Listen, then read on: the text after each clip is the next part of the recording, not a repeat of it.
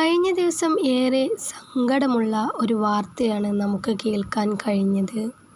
കൊയിലാണ്ടിയിലെ മുഹിയുദ്ദീൻ പള്ളിക്ക് സമീപം താമസിച്ചിരുന്ന ഹാരിസ് എന്ന 44 വയസ്സുകാരൻ്റെ മരണം ഏറെ സങ്കടപ്പെടുത്തുന്നതായിരുന്നു.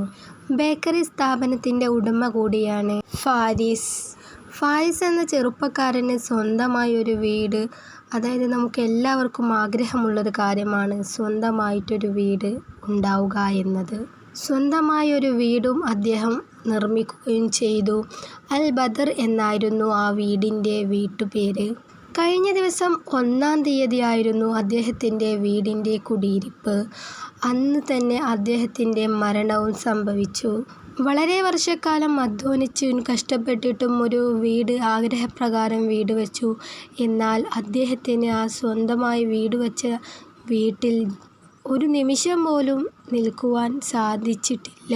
അതിന് അല്ലാഹു തആല വിധി നൽകിയിട്ടില്ല എന്നുള്ള ഒരു സങ്കടം മാത്രമാണ് നമുക്ക് കുടുംബത്തിനും നാട്ടുകാർക്കും വീട്ടുകാർക്കും കേൾക്കുന്ന എല്ലാവർക്കും ഉണ്ടായത്. പുതിയ വീട്ടിൽ എത്തിയതും ശാരീരികമായ അസ്വസ്ഥതകൾ പ്രകടിപ്പിച്ചതോടെ ഉടനെ തന്നെ ഹോസ്പിറ്റലിൽ എത്തിയതും ഹൃദയാഘാതം മൂലം മരിച്ചു എന്ന സങ്കട വാർത്തയാണ് കേൾക്കാൻ കഴിഞ്ഞത്. സന്തോഷത്തോടെ കുടുംബക്കാരും നാട്ടുകാരും മക്കളും എല്ലാവരും വീട്ടിൽ എത്തിയ ആ ഒരു വീട്ടിൽ അതിൻ്റെ പന്തലിൽ പിന്നീട് സങ്കടക്കടലായി മാറുകയായിരുന്നു. MSFൻ്റെ പ്രവർത്തകൻ കൂടിയായിരുന്നു ഫാരിസ്.